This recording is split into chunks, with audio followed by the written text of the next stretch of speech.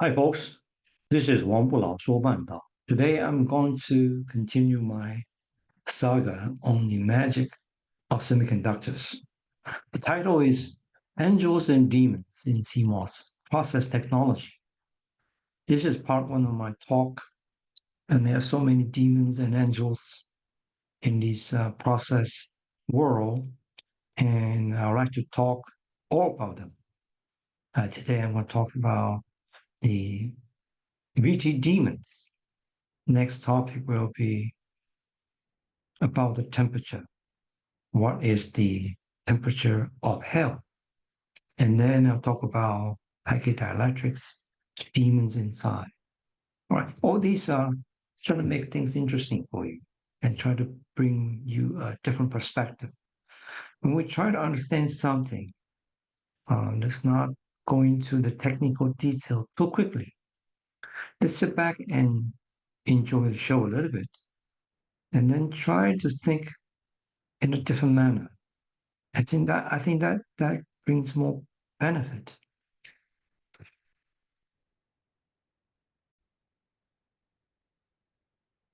Okay, to start.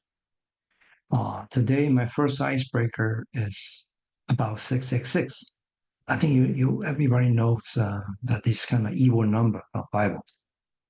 And if you look at the Bible original version, this is what I find out on the Wikipedia, that is pronounced Chi Xi Sigma. Chi is 600, Xi is 60, and Sigma is 6. Chi Xi Sigma is an almond number in the Bible, right? But I would like to look at it from different perspective. For Chinese, 66 actually is a good number, right? We say we always say that 66 is a big fortune. It's a lucky number. And you times so people give to other people based on the say 36. They are 6, right? Total 36. 6 times 6. So they will give you a red envelope for the wedding, like $3,600, right? So it's kind of a good thing. So it's to Chinese a good number, but if you add 1, 2, 3, all the way to 36, it becomes 666. Wow, that's just interesting, right? So the same number but different perspective from different culture. You got very different. You reach the same number, but very different interpretations. I think I find it funny. Okay, now let's look at the popular demons in science.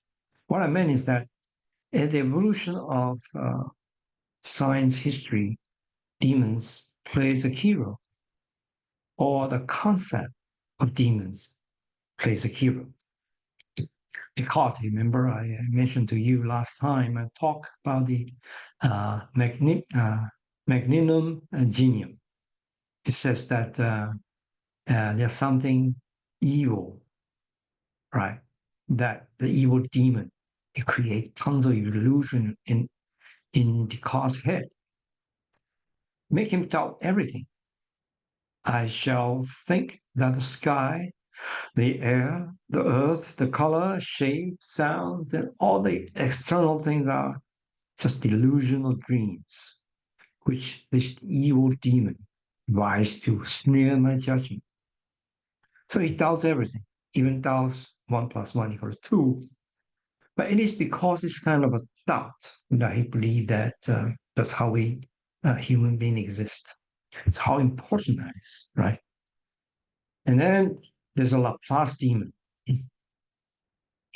His demon is, he says that is from the causal determinism. He says that if some demon knows the precise position and momentum of every atom in the universe, then their past and future value at any given time was given, which could be calculated from classical mechanics. So once you know the ins and outs, right? Demon will let you know, then you're done, right? There's no such thing as ignorance. Everything can be calculated. everything is for certain, and that's the help of demons, right? And that's why everything has a root cause. So it has a beginning, as an end. If you know the beginning, you will know the end. Pretty much that's what he says. Well, what is the significance about that? Well, Charles Babbage, he inspired by this idea of demon. All right, he predict, say, because this demon has a power of omniscience, foresight, and predictions. Right. So this means that if you have mechanical means, all right, this is the first computer that he invented based on based on his idea, based on his inspiration from Laplace demon. He says that the simple mechanical rule will solve all the world problems. Everything is mechanical. If you know the ins and outs of certain things, okay, that's Laplace demon. But some people don't believe it. Says, no, I don't think so, right? So people challenge Laplace demon, giving us new ideas. In the Laplace demons, everything is ins and outs, so everything is reversible then, right? Because you know the beginning, you know the end. You could deduce everything, the end, and then deduce the beginning from the results. So everything reversible. But thermodynamics say no. Many processes are irreversible. So this one doesn't work. And the people who challenge the second law, challenge Laplace demon, and figure out the second law of thermodynamics. Right? This is the beauty of it. He believed this demon cannot control the uncontrolled element in life. You cannot control something in life that's just not controllable. And say, well, is that true? Well, this bring you another uh, challenge, and another result from challenging the Laplace demons. It's chaos theory. The chaos theory has one interesting, they have not just one, three principles. It's extremely sensitive to initial conditions. And then its proportionality is very inappropriate. It just can't figure out, the nonlinearity is very unusually high, right? And then say, well, give me an example. Example is butterfly effect. Butterfly effect, a small change can affect the outcome, which prove the innate complex and chaotic nature of things in the world. So if you go to Wikipedia, right, then you could look at this experiment. This guy, all right, he's give an initial condition to the same likely clip. Okay, it's the same initial condition, right? He said, well, maybe a little bit different. You don't know, right? Because his hand, he's using his hand, right? Okay, let's see how it goes.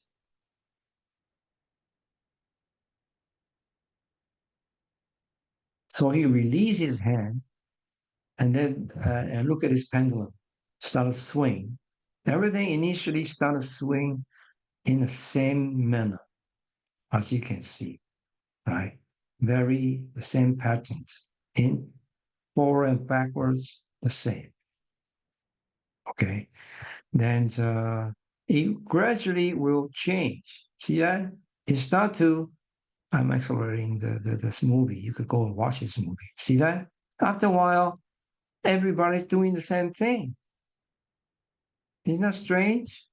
That's very strange because all these pendulum machines are built exact the same, and then you start with the exact, almost exact the same point, and then for some unknown reason, the process changed uncontrollably, and that is a butterfly effect. Okay, that's amazing. So let's say, well, what about history in the butterfly effect that happened in human history?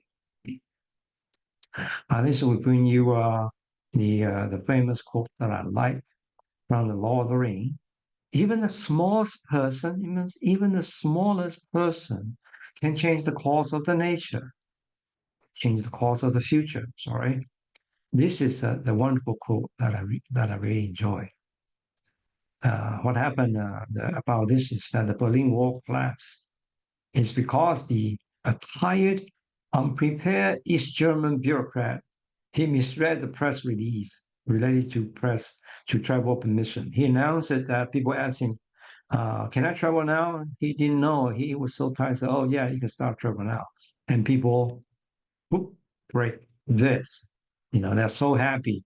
And then the guard didn't know what to do because the opposite say, yeah, you could travel. So people break the wall and then go to the West Germany, all right, West Berlin. And that's so strange, right? A simple, stupid mistake by a bureaucrat creates such a wonderful result. So it's a butterfly effect. Right? So what do I mean? What do I want to mention is that the reason I mentioned butterfly effect is that there's something not exactly similar, but somewhat similar thing in our CMOS world. It's called butterfly curve. All right, the butterfly curve is when you do when you look at the supply voltage and the output voltage, and then you could look at you plot it for your device, your inverter. You will see this your SRAM. You will see there's something like a curve will look like this. This is called butterfly curve. And what it means is that there's a window open. There's a window open and the bottom graph has no window open. That means that you cannot operate device in uh, this way. If you build this way, you cannot invite because no window for you. There's no signal to noise margin for you to design your device. So so I'm jokingly saying that butterfly, okay, has to open. Your eyes or butterfly has to open. If your device are useless, if these butterflies are closed, okay, that's what it means in this butterfly curve. So people sometimes semiconductor people are funny too. They look at something, they will make a name for that, and so people to remember that easily. It happened in all the process world. I remember in one of the company I work for, there's a big empty cavity, and it will light up. Because in your CVD, we call SDI Christmas light. Okay, you lit up under the the detections. So this is why I mentioned butterfly effect because we have something similar, right? The butterfly curve. Now let's move on. There's even more interesting one. It's called Maxwell demon. Maxwell demon is a thought process that want to disapprove the second law of thermodynamics. Isn't it interesting? People challenge Laplace demon and come up with this second law of thermodynamics. And then Maxwell said, no, I think it's not right. Let me show you my reasoning. All right. He said there's a demon that is controlling the door of the two chamber. In the chamber, it has a hot and cold molecule at the same time. But if he is able to just open and close the door, he could separate these two chambers with individual atoms with the same temperature, cold and hot. That's what he says. It's a thought. It's a thinking experiment. It's a thought experiment. And he referred this entity as being who can play a game of skill with a molecule. So the devil is going down the molecular level now. The size of the demon become very small. And the law Kelvin says that, oh no, that's a demon. Okay. And this one, of course, it never worked, right? The second law of thermodynamics says, no way, you cannot do that. There's no way in nature will let you do that. Yeah, but Maxwell demon says he could. Well, what is the implication of Maxwell demons. It turns out these tiny demons are happening in many, many processes, right? The rapidly reproducing virus in replicating strains of DNA in cancer, right? Enzyme that sets up chemical chain reactions, subatomic particles. Okay, how the snowflakes will form in such a shape, right? So all these are considered. People would jokingly or not jokingly say that that's Maxwell demon, that tiny demon that doing the work inside. Okay, it's interesting thought, and then people use that, and there are more demons come out. Not more, but people challenge demons and they inspire the demons. And then there's a story about Shannon. Shannon Claus says that he's inspired by the Maxwell demons, and he says that there's always an overhead in transmitting any information. It's demons at work. Okay, and then he worked on it and uh, come out with this famous formula. Okay, Shannon theory: C, our capacity, is equal to number of channel times the bandwidth times the signal to noise ratio in a logarithmic, the base of 2 term. He proved it, mathematically. And so, what does it mean? Why he has that? Why he says that? Shannon says that why there's always an overhead. Okay, cause something like an entropy. So that's why it's called Shannon entropy. Okay, let me give you a simple example. This is Shannon. He's working for the he lived in U.S. and he worked for military for a long time, and he had all these other transfer information to enforce. Okay, in the battlefield and all that. He's very good at these things. And then he studied noise. Let's look at the noise. The world number one most noisy state is India. Mumbai, the hundreds of decibels. Madrid, about half of it. I was Buenos Aires a couple of weeks ago. It says 85. I disagree. It's not that bad. Not that bad. Shanghai is pretty bad too, and New York is very high. And yeah, that I agree. Uh, for example, in a noisy cafe, you you you want to communicate with your friend. You're talking to your friend.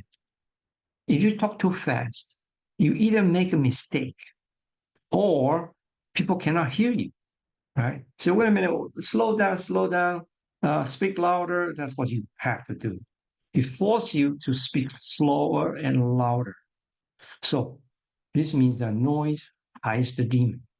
Demon force you to do so, right? You without knowing it. In order to communicate properly, you have to speak slower and louder. This means you cost energy, right? Then your transfer capacity is limited. That's the noise between. And this happens in all kinds of communications. Let me give you an example. That's a daily example I think you appreciate.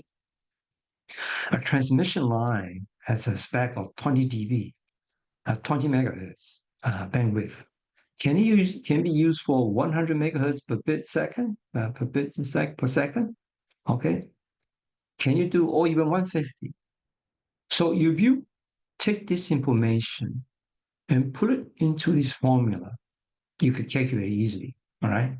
So signal noise ratio 20 dB, and that is the you calculated that is the from the dB to signal noise ratio number, and that is 100, right? And this is a formula you can do. Okay, that's it's available online. It's very easy. Okay, put it on that, and you could generate its signal noise ratio, and you could put it into this in here. And H is 20. That's the bandwidth. Your channel is only one. So you put this inside and calculate this one. The result is 133 megabit per second. So this is okay. So you want to do 100 meg? Fine, but this is not, right? It's too fast. The line and signal noise ratio is not high enough to handle that. So this noise is playing a raw devil to kill you, to kill your transmission speed. Right? I give you another even easier example for you to understand. We all know that this is the router. The closer we get to the router, and then the more speed we're gonna get, the more megabit per second speed we're gonna get. Very close in the example is 54, and then when you go very far away, become one. Right? We all experience that. In my study room, the router right next to me right now, and I have a 300 megahertz. But if I move to the next room, boop, become 100. If I go outside the door, it disappears. So what's that about? You can see that the bandwidth is here, I assume is 100. Signal ratio is 100. And near router, then the speed is the download speed, the Wi-Fi speed will be 65 megabits per second. But if you far away from the router, the signal to noise ratio drop a tenfold. For example, by a wall, by distance, then you put it in, you become 345. So just a few, maybe one room away, you drop your signal by one half, right? Easily. So this is the Shannon limit. You see, he calculated and he was accurate. He challenged. He found the Maxwell demons. He inspired that, yeah, there's overhead. There's a devil in the noise that consume your energy, right? Okay, that's the Shannon inspiration, his Shannon limits, inspired by the Maxwell. The Brownian motion demons is that the people observe that the small particles are floating, that are suspended in midair for a long period of time. It seemingly defying the law of gravity. The dust will not settle down, and sometimes aiding the spread of communicable disease, right? Well, there's some demon supporting it, isn't it? So that is Brownian motion demons. This kind of Brownian motion random walk is very critical in our semiconductor in terms of diffusion process, which we'll mention a lot. Okay, and this is a Brownian motion demons. And the demons, they come with a ghost. They are ghosts. Oh, here is a very famous Einstein ghost. If you remember, he did he did a to think an experiment about the elevator, about the acceleration of light. And there's a poem come out from it I would like to share with you. There was a young lady named Bright, whose speed was far faster than light. He set out one day in a relative way and returned on the previous night. This seemed to explain the relatively specific general relativity in a fun way. And people agree that Einstein eliminated the ghost of absolute time and space. The time and space are not independent events. So and people originally think time and space run their own course, so completely irrelevant. But Einstein said, no, no, no, no, no, no. Okay, this is because time and space, they are actually in one thing to some extent. And then he eliminated the ghost that tells you that the time and space are independent. Okay, that's the beauty of it. Well, continuing, there are more and more and more demons come out in our daily life now. A daemon, so you could say daemon or demon, there are many words of demon, right? Angel only one word, but demon has many words, right? Daemon computing our daily life. Okay, this guy says that, well, we saw a lot of things. When we turn on a computer, and he always said, oh, we have a lot of program running in the background. What does that mean, right? So he says that in multitasking computer operation, daemon is a program is a computer program run in the background. Okay. And rather than being under direct control, you cannot control it, right? You have cell phone and you're using it, and you will tell you, I'm secretly leaking your information out without you knowing it, right? So that's the demon at work. Okay. There are more demons. There are demon big and small size. These are quantum demons. Quantum demons are discovery of radioactivity, and then this changed our demon history now. Okay, Marie Curie. This is the famous Nobel Prize winner for finding the radioactive atom, uh, radium. And then he was listening to his colleague Max Planck present his revolutionary research on energy. He called them quanta. He quantized the energy into a work of quanta. Okay. We all know Planck constant, right? H bar, something like that, right? H hat. And imagine, you can imagine that she was sitting in the conference room and Max Planck was presenting his idea. And people, later explained that he immediately started to think a new demon. Okay. That the demon can manipulate the packets of radiation energy, right? Just like this one. You can see that it's a so amazing story, right? Why a great scientist see another great scientist presenting the latest invention, a new idea, and come up with a demon thought? This is interesting to me. Why was it a demon? A demon, I think, because he couldn't understand what's going on. He said it's something's controlling the force, is manipulating these pockets of radiation energy quanta. So I think that's interesting to me. All right, the more demons, cybernetic metastable demons. Okay, and this is the Nobel winner in his book, in his novel.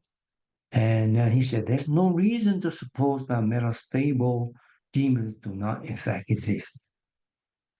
He think demons in a cybernetic way, okay, that truly exist. He thought about it in 1948 already. I think it's happening now. Is AI the new computer demon? Okay. And then this from Alan Turing. He says that in the 1950s, he argued that Laplace view a mechanical thing that could predict the future, you know the beginning, you know the end, should be abandoned in a bank because he believed that this should not work in computer programming eventually. Instead of designing a computer, right, the people, previous side, previous guy, if you remember, Babette, right, Charles Babette, he was inspired by Laplace's idea, Laplace demon, and built the world's first computer. And then and Turing say, well, probably not. Okay. He made a computer machine, but the software said there will be a program to learn by themselves, right? You design algorithm and then and reach previously determined outcome. They should be programmed. Instead, this one, no, no, no. They should be programmed to learn by themselves. Wow, right? And this machine, as he said then, he said then in 1950, this machine designed to be smarter than us should arrive at results that we cannot make sense at all. So that's a computer demon, isn't it? Right. And what about today's? Why I mentioned those things? The AI demons. Well, Foundry are asking AI demons for help. They use privatized AI to avoid leaking. So as you know, later we'll talk about Samsung story. And then so they work with AI demons. Samsung working with a neighbor, this Korean company, developed its own AI. We talk about that later. TSMC, embrace internally. They have their internal AI tool, and then they ask the engineer to use this AI tool to optimize their process. If you want to present something to your boss, and then with some kind of experimental plan, he will ask you, is it AI approved? Interesting. Okay. Uh, look at this. The AI demon at play. The Samsung GPT fiasco just last year, 2023. And the employee find a bug in the source code, all right? And he adds GPT. When you add GPT will, yeah, they will help you to solve the problem. At the same time, the demon will learn from it and share with someone else. And so, oops, that's not good. And the other event is that he has GPT to optimize the test sequence, right? For he's working on yield, right? The yield number is not good, so he's trying to figure out problem. He has good intention. Remember, these employees are good employees, right? They just don't know better. They try their heart out to solve the problem, and then this guy's lazy, right? He recalled internal meeting and then tried to ChatGPT to generate meeting minutes so he could have more time to sleep. Well, but they were doing their job pretty much. But once you work with the GB demon, whoops, your lesson learned will be passed on to other people, right? Well, that's a big uproar. And now the Samsung just announced they work with Naver to come up with a new AI chip has exceptional power efficiency against NVIDIA and Google in the ALMMA model, right? And as well, that's what they say.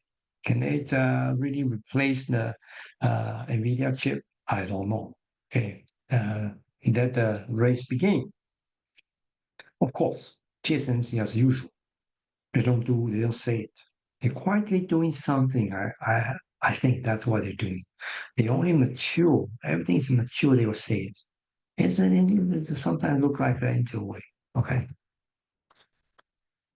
Well, we'll talk about semiconductors, right?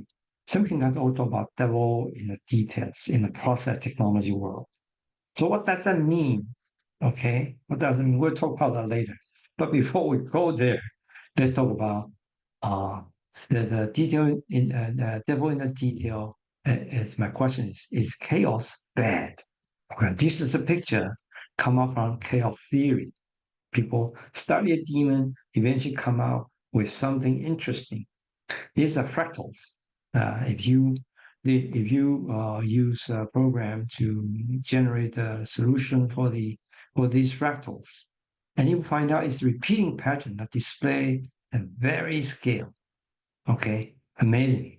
No matter how much you zoom in now, the pattern always the same. This is unique. They have infinite complexity and details. These are so many applications these days, and this is called Mandelbrot. Okay, the beauty of this is can be shown by this one. You see that Mandelbrot is a 3D manifestation of Mandelbrot set. This set, okay. And you see that the more you going down to the detail, it repeats by itself. It seems there's no limit in resolution. Okay, that's the beauty of this Mandelbrot set. Okay,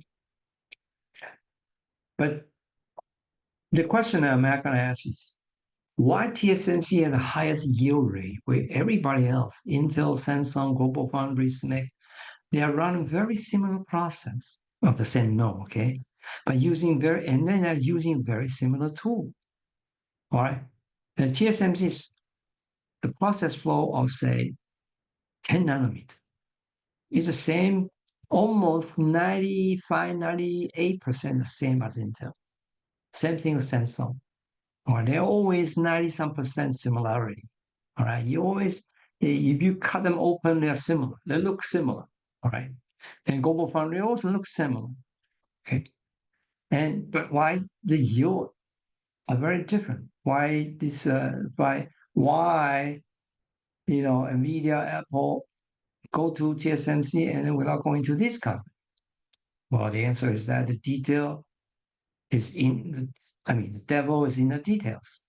A single mishap happened in a given process flow will ruin your high volume manufacturing yield. Let me explain that. I ask you, Well, a 99% local yield rate at each a given process step, is that good enough to have a solid high volume manufacturing yield? Well, the answer is that depends. If there are only 10 critical local yields in a given process flow, then the final yield, high volume manufacturing yield is just 0.99 times 0.99 10 times, right? The net yield, the resulting yield is zero point 0.9. Not bad, not bad. But if there are 100 critical local line yield, each one of them is 99%. 99 is pretty good, right? Only 1% mishap. Then you have a yield, if you times 0.99, 100 times is only less than 40%. Whoops, you cannot sell this wafer. Your customer won't be happy. Your customer, of course, will be very happy with this, but no, they will not accept this, right? This is a bad number. If you talk to your customer from a foundry, say, I can only have the 40% yield, unless you have an absolute reason they agree to. In general, they say, no, that's not what I want. Okay. And then you lose money. You're printing one wafer for 3 nanometer is like $30,000, by the way. $30,000, that's TSMC number for printing one 3 nanometer yield 300 millimeter wafer. Imagine if they lose money, right? If you win money, if you win a customer, they with a 90% yield, they're printing money like more better than gold, right? But if you lose money, then you lose like you're bleeding blood crazily. Okay, so well, that brings to our main topic. Hope you enjoy the demon story I mentioned earlier, the counting and taming demon in CMOS world. This is a thing we're going to talk about. CMOS demon number one, VT controls. Talk about the voltage, the threshold voltage, how you control that, how do you set it, and how you control it. What do I mean by that? If you remember the one I meant, the 2D gas I mentioned earlier in my previous talk, that the voltage in his case 0.45 here. When you're over here, all right, this will erupt. The 2D gas will form at a channel. The inversion charges will form, right? And that is the VT we're mentioning.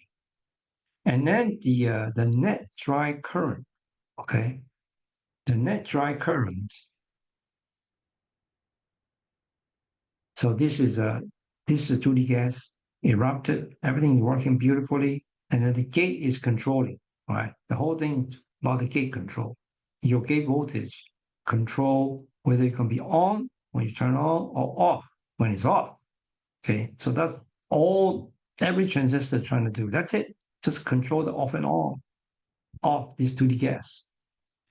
Now, then the dry current is pretty much your gate minus your VT. That is the dry current going to get. And then this is called gate overdrive. And gate overdrive is getting small. This window is not big. That's why it says that is VT the mother of all evils. Well, they are mother of all demons for sure, right? Gate overdrive, this window is getting smaller and smaller because you need to reduce the VDD or VG because the power requirement. Right now, the VGD is 0.7 volts, right? 0.7 volts or even lower, 0.65 volts, right? And below 10 nanometer. You need to reduce that because of power. But yet the VT floor, I say VT floor, right, is the minimum VT you could set in your device. And then right now the VT floor is roughly 7 times of KT, one of the ultimate constraints of CMOS. So you can see that the VG diminishing is getting smaller and smaller, and VT, you cannot make it too small. So the window is small. Okay, it's smaller now. Okay. And what does that mean? What does that mean? Before we go there, they said that if you look at a PDK, this is a 7 nanometer PDK published. A PDK is process design kit. This tell customers, say, hey, this is what I want. I want 4 VT on my devices. Okay, let me give you what I want. They say, I want to have a 4 type of VT, HVT, RVT, LVT, SLVT, high threshold voltage that cause less power consumptions. All right. Regular VT, standard VT or SVT. It's just regular when you're running it in your cell phone. You turn on your cell phone. You just go. We're sleeping, so you go to bed. You leave your cell phone on your next to your bed, and it's running in the background. That was running in the background. Remember, and that is high VT because they want leakage. Okay, and then so the regular VT will turn on. You're scrolling. You're not doing much work. And LVT, you're doing some work, right? You're answering email. You're doing something. Then you need some kind of a little bit higher current. When you're playing games, whoops, you need a very high current so game can be fast enough, and your cell phone become hotter and hotter, right? And you look at the spec. The I off of a high VT is zero point 0.1 nanoamp per micrometer, and the current is 1.2 milliamp per micrometer. So this is termed a low current, right? But if you look at the SLVT, you look at it, it's only going to 1.8, 50% higher, fine. But if you look at the leakage curve, it changed from 0.1 nanoamp per micrometer to 100 nanoamp per micrometer. It changed 3 order of magnitude. So you're burning a battery 3 order of magnitude faster. That's the reason when you play games, your cell phone supposed to run to last at least 1 day or 2 days, and then you cut a couple hours. Okay, or even less. That's what it means. And then the most majority of them is this spec. The spec is 1 nanoamp per micrometer, and with the saturation with the ID set saturation current 1.4 milliamp. All right. So the current doesn't change that much, a little bit, but the leakage current can change from 0.1 to 1 to 10 to 100. Right. And this is shown graphically in this curve. This is what they want. This one, they want the slowest leakage, but the dry current will suffer a little bit. Okay. Okay. So this deviate by a factor of 50% on the smallest or largest, right? But the leakage will differ by 3 order of magnitude. So that's how bad it is. And then the number is the important key parameter. The key measure is the slope, how fast it rises. This is ideal world, by the way. Okay, this is ideal. This slope is 60. I'll explain Boltzmann's the thermal demon later. Okay, in the other talk. These slopes are fixed. You cannot make it steeper. You can make it flatter. That's what happens all the time, by the way. But because the VT demon is at work, and that's a big, a big, a big, a big topic. So and VT has a heat flow, right? So let's go let's look at some more detail about that. Let's look at the real world example. This TSMC is 7 nanometer, okay, and then this is what they published. So, oh, see, I have 4 VT, right? And then this is my 7 nanometer window, okay, with the voltage range, right? I did a simple calculation. So if I say that VDD is zero point 0.7 volts and the VT floor, VT min is VT floor minimum is 0.18 volts. Then if I want to decide to divide into four, for example, 4 VT, right? 4 VT is 130 millivolts. Okay.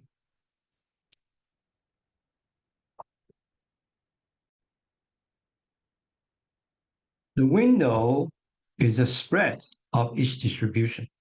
This is IQR. Now, statistically, I'll explain what this is later.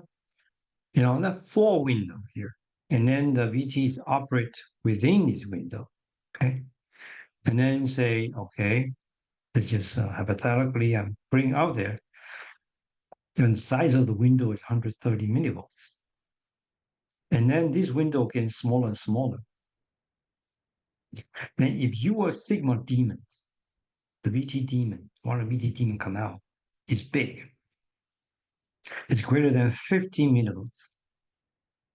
Then you're in trouble, right? Then yeah, you cannot operate your device with such a big sigma. The reason is that a process control is 3 sigma, right? And this is 300, so 3 sigma is 150 millivolts. Then it's greater than this window. Then you're screwed, right? That means that easily remember your butterfly valve can be closed. Right? You will have a closed butterfly valve because you don't have margins anymore. Okay. And that's what it means from the VT perspective. So, well, so how low can a VT flow be? Right? This is the room temperature simulation of Boltzmann distribution. So this is a KT, 1 KT. 1 KT is 26 millivolts, right? So you cannot say, can I have my VT set here? I set my VT right here, 26 millivolt. Well, what happened is that you have energy everywhere, right? Your VT has spread everywhere. So you cannot control your circuits. Your VT is too small.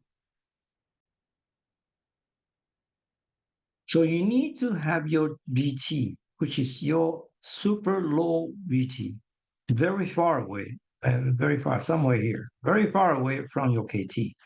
But how far away? So how far away you want to be so as that you don't be interfered by the thermal energy variations, and that is called the VT flow.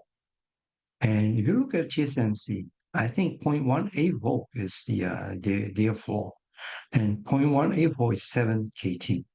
Okay, so 7 kT is seemed to me from a foundry perspective, that's the flow. Okay. And what about sigma VT? We'll deal that with later. Okay. If you look why I said so, if you look at the recent 3 nanometer published by TSMC, Buddy James did this, and then he come out with this with the CPP contact poly pitch. All right, this is the size uh, of his device in a contact area, in a contact poly pitch. This is a critical number. At 45 nanometer, he had a multi-VT device. This is, he makes 6, okay. And then he said 200 millivolts, 6. Then you could use this value to calculate uh, your VT window, right? It's roughly 30 something. Roughly 30 something. That's too small, very small. Of course, you can argue that, well, you have only 150 dies, right? On multiple wafers. And so I don't know exactly the true sigma, right? But it's a good number to start, right? But at the same time, meaning that VT demons are very hard to tame. If you have VT demons, sigma VT demons inside your process flow, then you're in trouble. You have to maintain this very narrow. The distribution of each VT has to be very small. If you compare with the previous one, the previous one, it seemed to me, has a larger variation, right? This is a large variation, okay? And then but this is the first paper. I think they must have optimized process further. Apple is signing up, right? And every one wafer is $30,000, by the way. Just the cost productions so high. How does it exactly? So what do I mean by BD Sigma demons? Right? He mentioned one of the innovation that TSMC team come up with is to modify the Harman mask corner. This corner is very, very critical. It's about 5 nanometer size only, right? It was like this, right? Rounded because you run through process, right? But they have a new process, a new material. Material A, it will tell you, of course, right?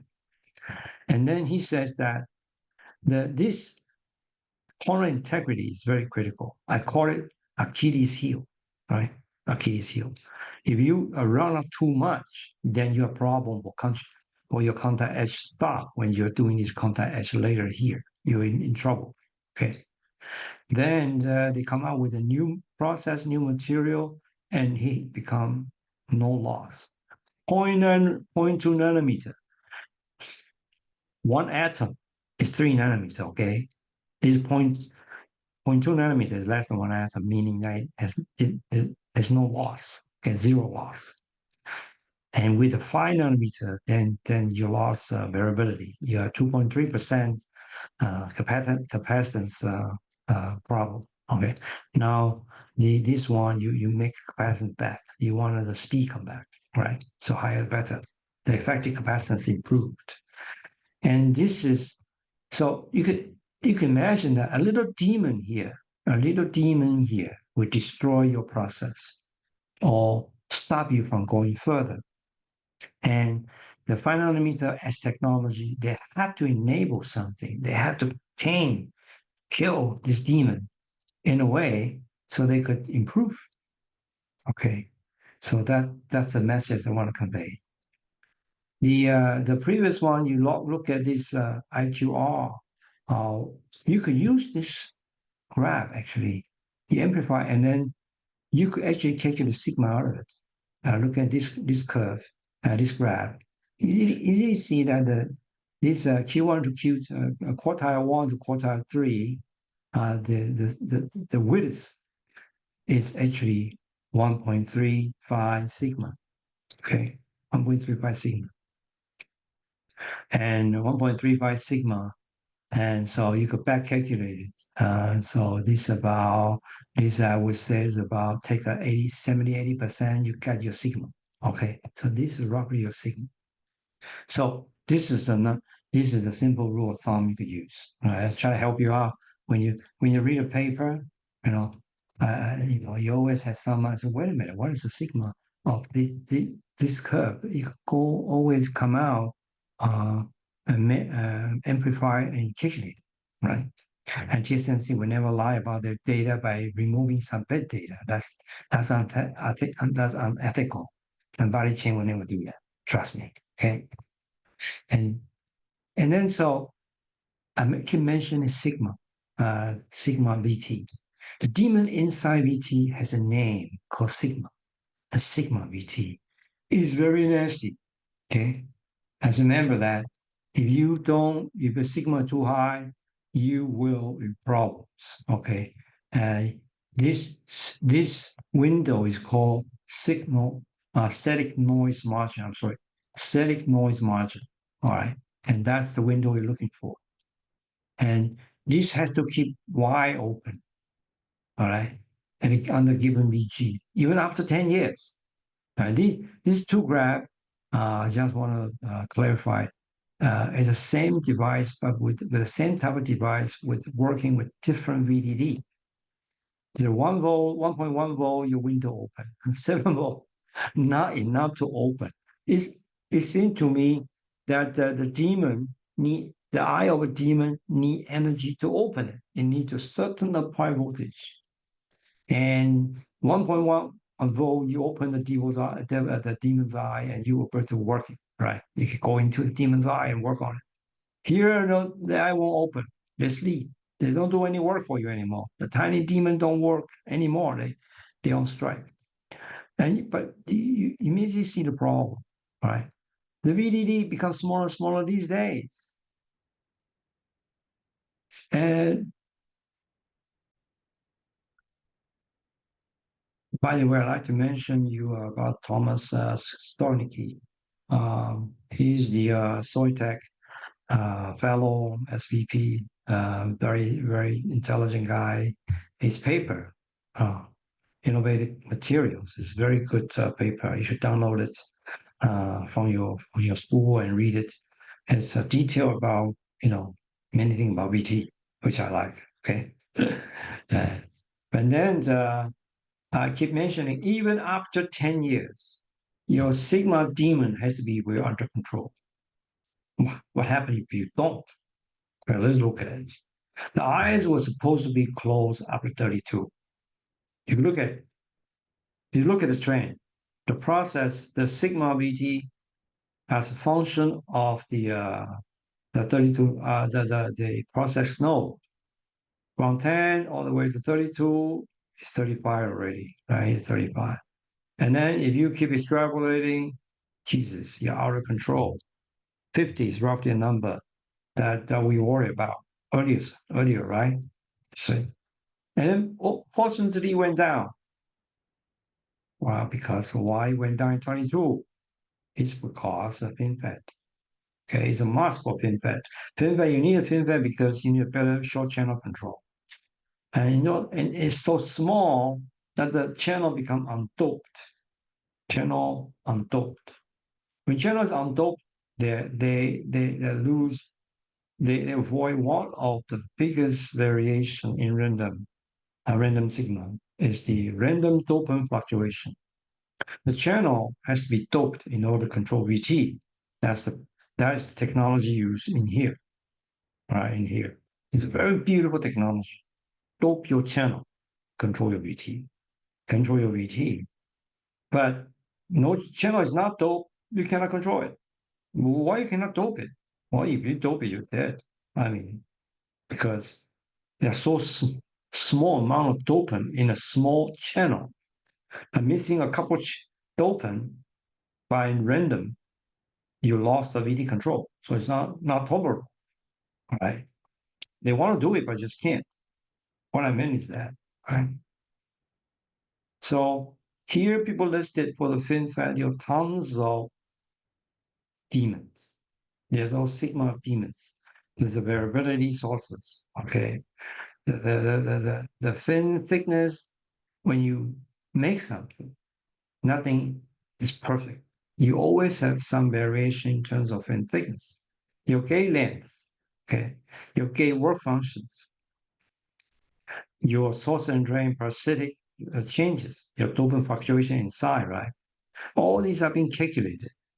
And pretty much everything it will do something to the FinFET to increase their variability because demons are work. Demons don't want you to work, don't want it to work for you. You always want to, do something crazy and destroy your device. That's how nature works.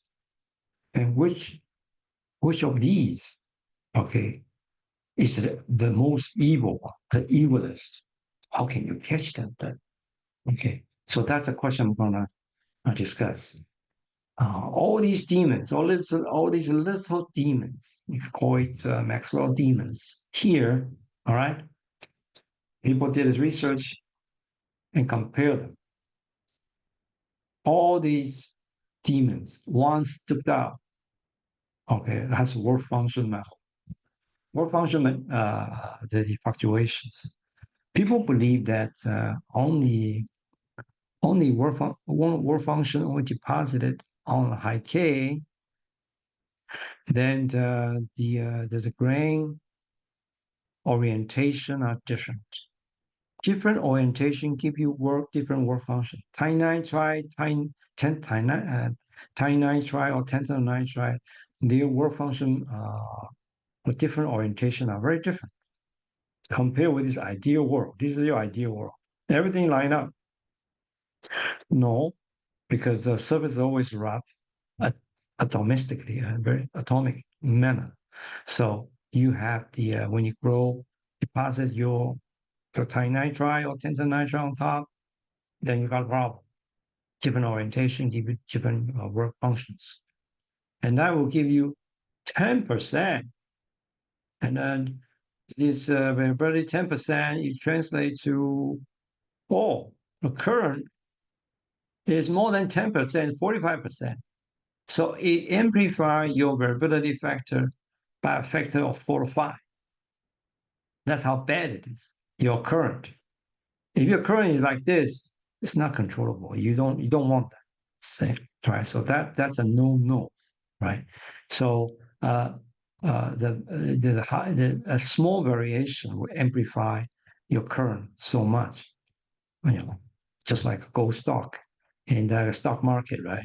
If you look at stock market, the gold variability is much less than gold mine variability.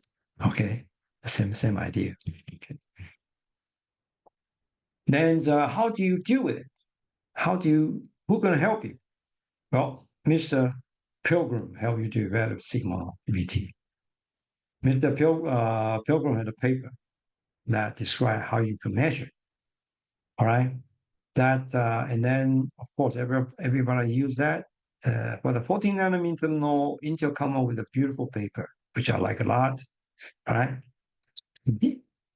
he says that Intel's CMOS. Oh, by the way, this is 14 nanometer large data, right? Not a couple hundred transistor. This is a medium transistor of billions. And then these CMOS, they have an ABT. They call it ABT. ABT is the indicator, which is going to describe later. What does that mean? It's 1.07 millivolt per micrometer. This is a slope, right? And then the slope, and here the ABT is larger for PMOS, smaller for MOS. The smaller you want, the better. Right? That's a direct related to the sigma VT, sigma VT, and it is proportional to your x-axis is 1 over square root WL. WL is the active area, right? And then we know the PMOS a lot of problem, right? PMOS, the mobility, whole mobility, a lot of problem. We need a lot of booster. When we add something, a new material to a device, it create more variability because you are adding more process, right? Different process, different material. You jacked up your source and drain with source SIGI, and that's a new material. You naturally will bring in more variability. But these numbers are very good numbers, right? And how do you so you have the Pilgrim plot, right? And how do you do in terms of device, okay? And how do you do experiment to evaluate them? This is what you do. This is by Kuhn. Karen Kuhn is Intel fellow. I met her a couple of times. Super smart lady. Okay, super smart lady. And I learned a lot of things from her. And then she says that you want to test it, you have to have a new mask. And then you could place your device, right, side by side or very far away. In side by side, you catch the random error. And you put very far away, you catch also the systematic error. Okay. And that's so you need a new mask to do that, right? They are all experiencing the same process. Well, this is what Kuhn suggested, right? You should use a mask by placing two die close to each other to get the random effect, and then place far apart so that get systematic effect on the impact on the variation. And process engineer's viewpoint, what she means is that a process engineer cannot fix the random effect, but it can reduce it. It can reduce it, by the way, but it can never make it zero. A process engineer's job is to find and fix this systematic effect. This one should be able to fix by the process optimizations. It is the statistician. It's just there's two distribution, right? Random and then the systematic. And then at the end of the day, you will see a different distribution. Okay, we have that shown before. How do you tell the difference? And then we'll show you later. My question for you is that is the sigma total, is it equal to random plus system? You know, just when you put two distribution together, what will you get? Is that just a simple addition? Is it true or not? The answer is no, it's not true. You should have you should have variance. So it's a square. So it's a square for that. The square of VT total equal to the random plus 1/2 of the system in terms of variance. And 1/2 because we're using two transistors side by side, right? And where the square coming from, we'll talk about later. And then the process engineer can never fix the random 100%, but it could kill the systematic if he's done a good job. We need a new mask for that. The new mask for this randomness is expensive. Each mask, we do that, a couple $100,000 minimum, right? And we to describe, to validate this, I do a simple demonstration for you. Pretty much use trigonometry to understand statistics. When you have two variants and then you use a variance formula and you have a covariance component inside. There's a COV covariance X and Y. And that is the one you could, that by the assumption that if they are independent, then the covariance is 0.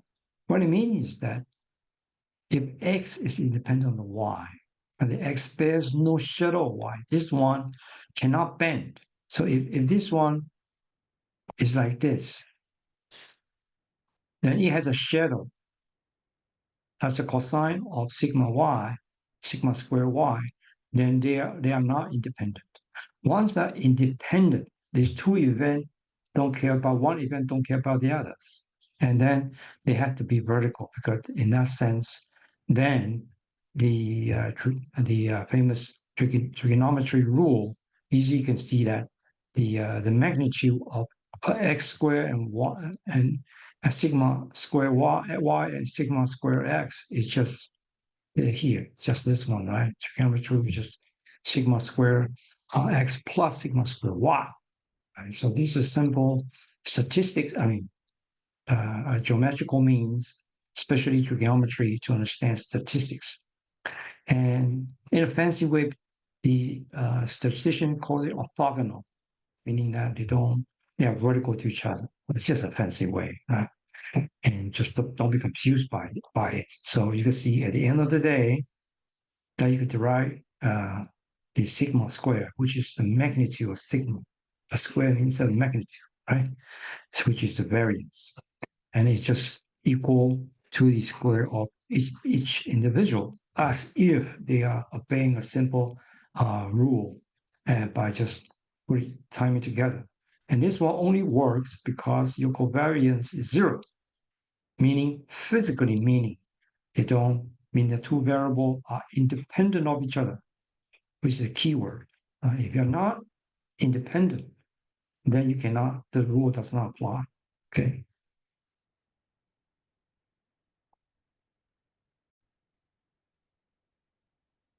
Then how do you catch the systematic error? How do you know you have systematic error? I call it the systematic error demons. It was shown here. When you plot your Q plot against your parameter, you will see it's supposed to be a beautiful normal distribution if you do a Q plot this way, right? And then you will somehow start to see a plateau. This plateau, meaning that something is happening, and that happening is the systematic error. If everything is random, should have one distribution. However, you have a systematic distribution come into play. This is another unknown systematic error that come to interfere with random, and it will distort these original random distributions. And that's how I find out. So Kevin Kuhn teaches us how do you find out from statistical means.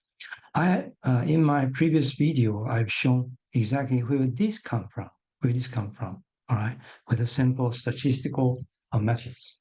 Okay, but here just to give you a reminder. Right now,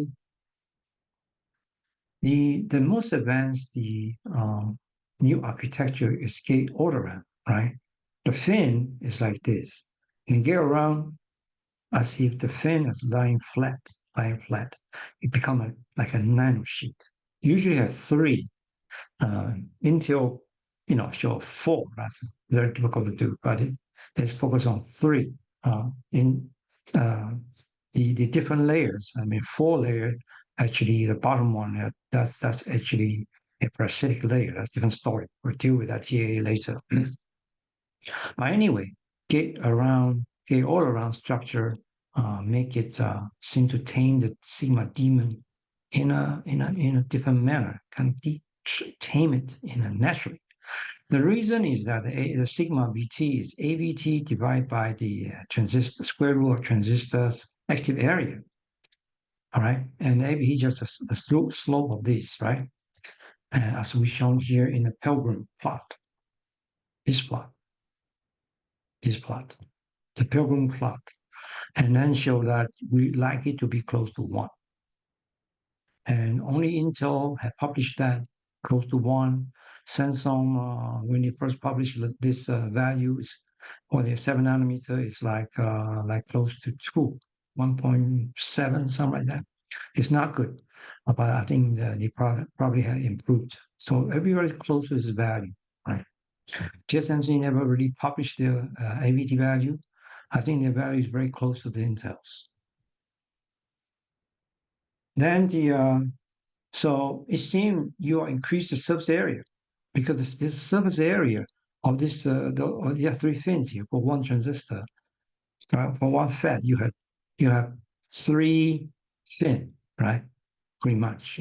And then here it could be a couple of fins, but for the same fin, you can make it into three layer nanosheet. So you have a larger active area.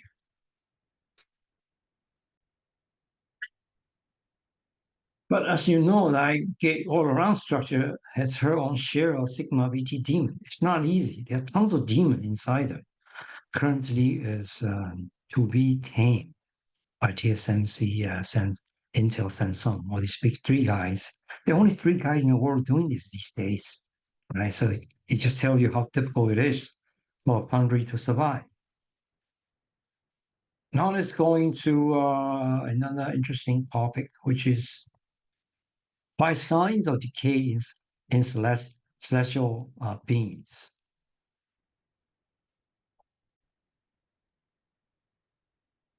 Well, to add some a little bit demonic icebreaker, I give you 5 signs of decay in celestial beings. And in a Buddhist theory, there's a theory that even God will decay. Right? They're getting old. What's a sign of getting old? The decay in these should be forever beings. Your clothes are dirty. You have dirty clothes for no reason, right? Your head out of fashion. You're supposed the Buddha, the Buddha's God supposed to wear the hat with a lot of flower and the flower withers. So your head out of fashion. And your armpits start to sweat profusely. And that's one sign. That's one sign. And you stink. Yeah, you don't smell good. The Buddha God is supposed to smell wonderful. Right? And you cannot sit still and blame it on chair. Somehow you don't want to sit still on your chair because Buddha's the God will sit there to be worshipped very nicely, and you can't sit still too long. The five signs of decay. Okay? That's a famous story in Buddhism. Then why? Then what's the sign of CMOS decay? Will CMOS decay? Oh yeah, they will decay. Okay, everything decays. Your cell phone will get slower and slower after some a long time use, right? It's no longer that fast compared when you just got it. What's going on? Oh, it's getting old. Do you have a 10-year-old PC sitting in your home and still working? I don't think so, right? The decay of CMOS, pretty much talking about the VT drifting out of spec. Initially, you have a distribution. Everything has a distribution, right? Your VT is a distribution. Uh, so when we look at something, look at the value of certain thing in CMOS, you have to look at everything in terms of distribution, all right? In terms of there's a distribution something. For example, we mentioned many times that say, right, these in TSMC 3 nanometer uh, for the BT setting, there's a distribution. Everything has distribution. This is IQR distribution, right? So everything has a distribution. Then what happened for you getting old is they start to shift, move around. They have two ways to move around. First of all, they shift. Okay, they just shift. Okay, now, not too bad, but they shift. The other one, they get broader. They make broader, all right, and shift. That is bad, right? It's really bad. They not only shift, but they also broaden. Once they broaden, what happens? Well, I go back to our sigma plot. If they shift a little bit to here in the mid here, not too good, but not too bad. But if they broaden, they will probably, take over this, right? Take over this, or they take over the other one. These are all bad because there's a reason why you choose a certain device with a certain VT. As we mentioned, that in our PDK, this is what we want. We want four types of VT, and majority of them is RVT. So this is your RVT, regular threshold voltage. In most cases, because that's meaning a normal use. You are reading your email, you're browsing web, you're not too crazy about spending energy, right? And then that's a regular VT. So your majority of your device on your die, on your chip inside your cell phone, majority of them are pretty much RVT. The rest of them, because they use a lot less, right? Right? You SLVT, SLVT, the super low threshold voltage, give you the highest current. So your cell phone will get hot quickly. That only a small portion of circuit will be dedicated to it. I don't know, 5, 10%, something like that. So if you move to a wrong place, your distribution move to a wrong place, then your function is screwed. Usually going to the bad direction, right? Somehow your the low leakage circuit suddenly become higher leakage. Your 3 years old phone cannot last one day. In probably half a day, you keep charging it. That's the reason. VT shifting. Okay, so it's a spec restraining kind of say don't trip, please. It's called reliability, right? You have to have a magnitude like you drift delta less than 15 millivolts in 10 years. Well, that's usually a spec, could be different spec that you do not allow your sigma to drift, right? So that's what you've been working on. Then the foundry has to spend a lot of energy to ensure that their product can meet the spec. And then if you look at the IBM's, this is not IBM, this is Intel's data. Intel data, they test 92,000 transistor, okay, charge the FinFET, okay, and they're 22 nanometer. And they say that their NTPI VT shift. This is a measure NTPI selected by temperature and stability. All right.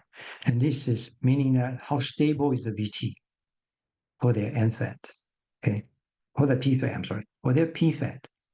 And PFET is a lot more troublesome than NFET. So NBTI for the PFET, their VT shift is initially time zero is very normal. A normal distribution is good. Is good. So it means that they don't have a systematic error, right? So you don't have this problem. You don't have this problem. They mean that the process engineer have reduced the random error to the best they can, and there's no systematic error. So that meaning that this is a high volume manufacturing process, healthy, no systematic error. It's good stuff, right? And then, but is this good enough? Is this window good enough? Well, may or may not be, right? This TSMC 3 nanometer window is very narrow, as we mentioned earlier. Okay, and uh, and then whether this is good enough, well, that remains to be seen, right? If you look at the Kellen Kuhn paper I mentioned earlier, right, about how he deal with how he teach us how to find the systematic error from the SRAM minimum operating voltage against by the VCC pretty much against with the proper distribution, you'll find out if this goes flat, there's a systematic error, and you can see that by continuous improvements, right? There's line edge roughness. It used to be this rough, now it's much better. That's how you reduce the sigma VT, and then that's reduce your randomness of the process, right? And that gradually can be reduced this size of this. And TSMC in this report is pretty nice. Their sigma. How small is their sigma? Let's look at it. You use the TSMC report, Macaulay Chain published it in the last IDM 2022. You can see that this is what I meant here, right? If you look at the distributions, right? It's for the non-optimized. You see the bending, it bends, right? So this is pretty bad. p-frist is pretty bad, right? And then once optimized, it becomes so nice. The Kuhn plot is very nice. Okay, that's why the Kuhn plot. What I meant by Kuhn plot. A cumulative distribution on a logarithmic scale. You can clearly see the bend. This bending means there's something wrong, not because of the hot mask, right? We mentioned. And then the MFAT VT shift is 20 or 20 millivolts, not bad. Okay. So this teach you how to look at people's data, and that's and that you could be it's going to be very helpful to you. Okay.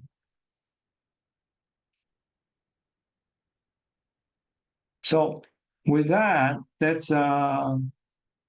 is about the sigma. We're talking about sigma demon will be hard to tame because when you go to 3 nanometer, right, the people can tame it. You got your good yield. If not, if you lost your VD control, then even you have particle-free wafer doesn't mean anything. Okay, so that's how hard it is. Then my next step is show you that the real VG demon. The problem with that, there are more problems than shown previously. The real demon is enabling a multi-VT strategy and keeping your sigma VT magnitude at bay. So that's a hard one. You want to do 6 VT, right? As we mentioned here, you have 6 VT. This is shown 6 VT. This is six VT each, a total 12 VT. Very hard, very hard. Right? But in a business world, usually 4 is good enough. Pretty 4 is good enough. A 4 VT each for NPAD and PPAD. And this is the NPAD is PPAD. Then you you have to separate them, and each one had to be small in sigma. So that's what I meant. You had to create 4 VT at least, and keeping sigma VT at bay, which is you have to have at least 4 with a clean distribution, a narrow distribution for each of them. That's what I meant. Each of them small. Well, this is a background picture I show is that the Chinese ghost story that Zhong Gui is the one who catch gold, catch all the ghosts, who commands 80,000 demons to do his bidding. He's a really ghostbuster. A Ghostbuster movie only in 4 or 5, right? But here he can command ghosts to catch ghosts. And that's command demons to eat ghosts. So that's jokingly just for the fun of it. It's a little icebreaker. Come back to the topic. Enabling multi-BT, keeping sigma BT at bay. Okay. And before that, let's go into the story behind who is the first VT ghost or demon you deal with. The name is aluminum. That's the first demon. It also the angel, by the way, because that's how Intel dominant in 14 nanometer. 12 nanometer they actually not invent FinFET. It's Chen Minghu from UC Berkeley invented it, but they perfected the process, right? Professor don't know how to do hybrid manufacturing, but Intel take that idea and make it good, right? So that's what they do. And they introduced high-K Marrowgate in 2007. It's a great achievement. And my previous boss, Robert Chow, and then he studied pretty much almost 20 years on this topic. At that time, everybody around the world says that not possible, but his team make it work. So good, right? There's a mysterious work function metal that nobody knows that come out and shock everyone. I remember my other boss told me so. Oh, everybody knows there's a special metal he used, and nobody know until one day they showed aluminum. Oh, Jesus, that's a really interesting. I said, no way. I told my that time boss says that no way you cannot use aluminum. Well, he said why? I said aluminum melts at 660. And all the process like high temperature, a couple hundred, 4, 5, 600. How can you have a metal that moves around so much? Well, it worked. Okay, I keep my mouth shut. And they look at the pattern, Intel famous pattern that demonstrate how it worked. Right? And in this process, it looked like they deposit N metal gate first. They put N metal and etch this one and put the P metal. Okay, it turns out later you have two strategies to put the multi-VT using work function metal. One is called N first, the other one called P first. And it turns out even the pattern is N first, just did it for demo, right? Just did it for demo. But actually, P first is a lot easier. And reason because alumina is demonic, right? If you have multi aluminum layer everywhere, then you're in deep trouble, right? In deep trouble. So it had to be MMOS. What I meant is that you put PMOS first, metal first, and then you keep stacking PMOS, and then the final step you put the MMOS. That's why these two rectangular means. That's the POR as the P first is the POR. We later will give you more detail. So M metal is the last step. So P first and last. That's what's usually been practiced in the foundry world because it's easier. All right. You don't want to deal with aluminum in the very beginning of your work function metal depositions. You would like to deal with it last. It's very difficult, right? And there's another one story about this is high K first or high K last. High K first is easy. It's just that's what you do anyway. Traditionally, you do high K first. For all the technology, you have high K first. You have and then you put the gate metal on top, right? That's it, very simple. But later on, that the Intel said, no, I cannot do that because aluminum, I need to have a low temperature, everything, and then the high K will be damaged. So at that time for the IMG process, so I have to high K last. What I mean is that dig a hole in high K last. Eventually dig a hole to see the channel and clean it, clean this one up, clean very well, and redeposit it high K. And that make it very clean, very nice. Otherwise, you high K first, and then you do source and drain. It's very high temperature here. Remember, the source and drain temperature or E silicon, E silicon source drain. They're all very high temperature. They're all like 700. And how can you guarantee the high K will not be, say, contaminated, right? And here you don't worry about that. You do your source and drain first, high temperature, and then you come in with your IMG, you remove the dummy gate, you remove it, and then you put a high K here, and then you put your gate, right? And then that makes life easier. And it looked easy, but IBM insisted high K first is easier.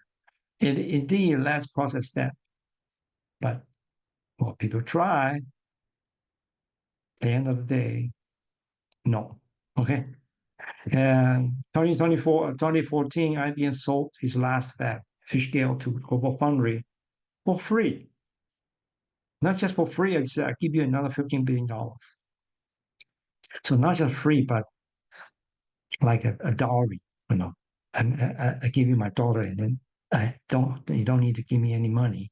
I give you a dowry of $15 billion. Global Foundry so happy take it over and then sold it quickly to make another $4 billion. That pissed the IBM off. Right. There's a lawsuit. Like Global Foundry failed. It look easy. So these 32, they all can do it. But when you go to 10, okay, then they go into 14, they fail 14 as well. Okay. And then give up. They tried 10, they tried 10 and fail, and tried 7 and fail. And then say, oh, okay, I'm not doing anything beyond 14. So that's what they say. And so they are focusing on their FGSOI, and then they are the business taken care of, right? So doing well. They're doing well for their own technology, to their credit. So that's important. And then this is a high K first versus high K last. And obviously high K last wins.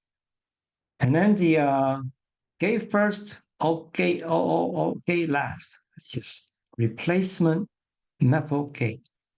Replacement metal gate. That's the do the metal last. The gate first by IBM, and they don't use metal. They're using metal oxide, right? They're using aluminum oxide and lithium oxide. This called capping layer, very thin, 1 nanometer or less, so something like that. And then they put it on PMOS, to put it on regular MOS and turn into PMOS. And that's oxide for the NMOS. This one will shift the VT as a shifter. But whether you're going to put it on N and P depends on which direction you want to shift. That's a different story. They're not going to detail. I have discussed about the p-FET and NFET dipoles in other talks, which will probably we'll present that later in another format. However, this idea doesn't work well because the thermal instability led to a VT shift and regrowth in the metal in the gate stack. And then this is very bad for N. See that? When you go to EOT below 12, this is EOT, all right? It's not CET. EOT and CET, you need to pass a 4 angstrom, okay, to get your CET. So this is EOT, which is the oxide thickness, equivalent thickness above the silicon. All right. You don't comprehend anything, the quantum mechanical effect inside the silicon. All right. And you can see that when your device is small or short channel, your VT lost. It could be dropped to, oh my God, 100 millivolts. All right, 100 millivolts. See here? Okay, it could change from here, say even to here. That's what? This is 100 millivolts, at least. All right, 2 nanometer thickness. And then it could shift, but when you go down to small, it doesn't work. And then the IMG okay doesn't change. So and say what a big deal about 100 also. Well, it's a big deal. Look at this. Here in a 3 nanometer, you have 200 millivolt for 6 VTs. Okay, it's 435, right? Less than 50, at least 50, right? At most 50, 35 to 50. And then, so if you change 100 millivolt, then your VT was here, you will go to here. That's not what you want, right? So that's what I meant. So this idea does not work at the extreme scaling device. This means that the new mode demon suffers extreme scaled EOT. Let's not go into that detail yet, but some demon come out. Now, what I meant, but so people use IMG, but IMG, do you think it's an angel? It is an angel that solved the problem, but itself is also a demon. This demon is finicky. The reason is this: it melts at 660, so it goes everywhere. It moves around. You look at distribution, aluminum. Okay, all these aluminum distribution for a as kind of this hafnium oxide. This guy did experiment and measured the aluminum distributions with barrier and no barrier. They did something behind the aluminum layer, right? The aluminum layer with a barrier or not. You can see that even with a barrier, no barrier means that, ooh, okay, the aluminum, no barrier, and with a low barrier, with some barrier, their concentration much less, okay? But still has some, don't get me wrong, it's still 10 to the 18 level, okay? Inside high K. Inside high K, if you don't have a barrier to block aluminum diffusion from your tiny nitride containing layer above, you have problems. Okay, here you go down to 10 to the 20, 10 to 19. And this one, when you have a lot of aluminum here, you leak like crazy, right? Aluminum in high K increase leakage. Aluminum in high K is good. That's your end core function metal. But when you reach down to here, to the edge, which this side is silicon, right? This side is silicon, your channel. This side is your channel. What happened? It becomes a p dipole, meaning that it shift work function to the right, right? It to the right. And then here, you shift work function to the left, okay? And remember, previously, IBM technology taught us that this is for the PMOS. Aluminum oxide is for the PMOS. So aluminum, when it touches your high K, it become a P, all right, the oxide, saying that that's a problem.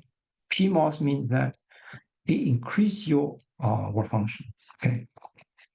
Then, so this is bad. So that's why I call aluminum demon is finicky.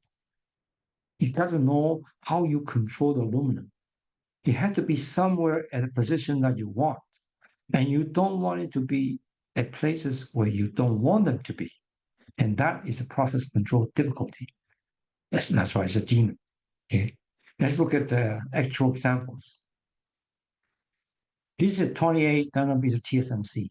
All right, you can see that aluminum here, aluminum on top. So you can see there, and then hafnium. This is hafnium oxide, right? So this is all these layers showing that even to use this, okay, they find out that a thick 2.8 nanometer tiny nitride and a 2.5 nanometer beneath it to reduce the stress effect. You had to sandwich pretty much, meaning that you need to have somewhat thick nitride or tantalum nitride layer so as that to sandwich them. The reason is you want to stop the diffusion of aluminum. At the same time, you want to reduce the stress effect and then barrier effect. Aluminum diffusion to the everywhere, right? Top, bottom, it goes everywhere. And you want to control that by sandwiching with some barrier. That's critical. And that is what TSMC 28 nanometer doing, right? And then you could look at other people's other people's publication. You can see that they always sandwich them. All right. See, this is aluminum, tantalum, silicon, aluminum. Yeah, the different idea about putting aluminum layer, not just aluminum, but something else, or silicide. Every one of them had their own benefits, but they all had to be contained, top and bottom layer, right? And then so whenever you apply aluminum work functions as your end type, you need some minimum thickness for the 6 nanometer. Is that good enough? Well, so what's the problem? The problem is that when you scale node, you don't have that luxury. We're going to explain that later. Okay. So how do you do it exactly? If you recall, I mentioned this, the patterns. So there's a two-way of doing work function metal from the integration perspective. And first, or p-frist. And here we're showing that the TSMC 10 nanometer people dissect it to a backside, back the reverse engineering, figure out what they did. Very genius. Well, it's pretty much Intel did as well. Everybody that time copycat Intel and figure out what they did. And oh, this is what you do. Fine. Okay. So this is called a P-first multi-VT strategy. To only give you example is 2VT and NP. All right, NMP. Low VT and HVT. So you can see that it deposits a nitride layer and then deposit tantalum nitride etched stop there. Why you want to deposit tantalum nitride etched stop there? Because at the end of the day, you want to have a multi-layer of nitride or tantalum nitride, depending which one you use, a P metal. And so this one here, right, is thicker than this one. This one is thicker than this one. And then lastly, you deposit nitrile aluminum film, right? This layer you put it on top, okay? Eventually, okay, and then you put a nitride barrier layer. That's what I mentioned, right? You deposit nitride, aluminum carbide, you need to put a barrier on top, right? And you can see that this one has a thickest work function metal, right? And then in this case, it seemed to me that the P for low VT has a thinness. Well, it depends what you want to do. For different layer, different VT, different type of VT, a different strategy. I have a talk, I have a video describe the multi-VT strategy for that as well. I should get it published. The so this is called a p-frist 2VT strategy. Which one's the thickest work function metal? Well, it turns out like this. This one, the high VT for P has the thickest. This is so if you go cut it, if you go cut the TSMC Samsung Intel wafers and you analyze their work function metal, you will see that for the high VT devices, for the P they have the thickest. Okay. And if you're interested, you could go to this semi wiki to get the detailed flow, right? So this is just an example. I mentioned that there's an issue even with 4 to 6 nanometer of work function metal. You look here, you could do very easily, well, because this is large. But what about if you're small? When you have scaling, then your space or metal are squeezed.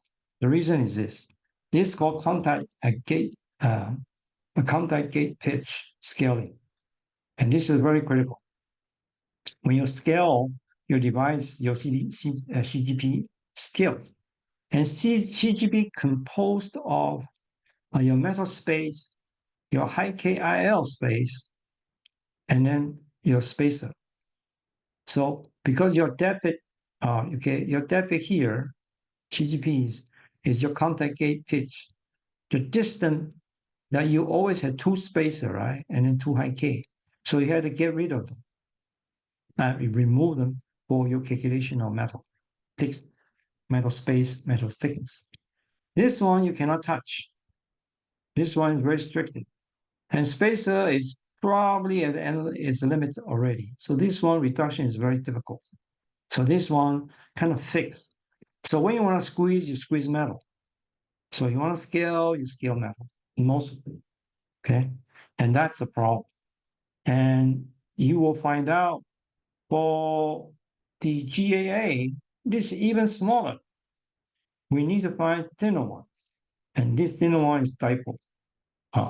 See, this is our half few nanometer. If you look at this early days report, this said 2 nanometer, right? But in reality, it could be less than 1. We could keep reducing it. But for the aluminum, you need itself aluminum containing tie aluminum carbide layer like 4 to 6 nanometer, and then you have to put also don't forget you have to put additional the nitride or tantalum nitride beneath or above, so they are account for additional thickness. You're practically running out of the room. Right? So that's what IBM did. They went back to their old dipole roots. N dipole, P dipole here. N is your lanthanum oxide, and P is aluminum oxide again. Therefore, their nanosheet, their beautiful nanosheet. You see all these channels very clean. And then they need to put the space between here is very limited. It's much smaller than the CGP we just shown. Here is about 10 nanometer to 15 nanometer. Two thick uses. We don't want to go above 15 nanometer. So you work like 10 plus or minus 1 nanometer. And the space in between is very limited, right? Because high KIL, again, will kill 5. High KIL is like 2.5, 3 nanometer already. So what you left here is like 6 nanometer at best. But when you deposit it, you deposit both sides, right? They will quickly merge. So one N metal just kill everything, just complete filled. There's no way. So they move to the dipole, which is thinner, even less than 1 nanometer. In this way, you could see the when you shift. So when you have the P metal here, for example, you for your PFAT, you make an N metal, and then you could change your VT upwards, and you add a P metal, you change your VT downwards, and then for the N metal, the other way around. N metal and work function is here. That's your baseline. It's your baseline. If you add an N dipole, it goes down. It goes down. Become another VT here. So that's to reduce your work function. And you add a P vital, you increase your work functions. And the fact of adding an N or P dipole just completely different, the opposite. By the way, for the P metal, for the P fat, you could use N or P dipole any way you want it. This, compared with the previous IBM technology,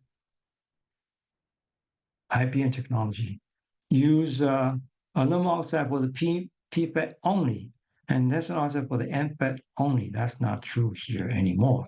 And then this ingenuity of IBM. These guys are genius. And unfortunately, they're not good at yield, but really good at providing new ideas. Okay. And this is what they initially proposed. And later they modify.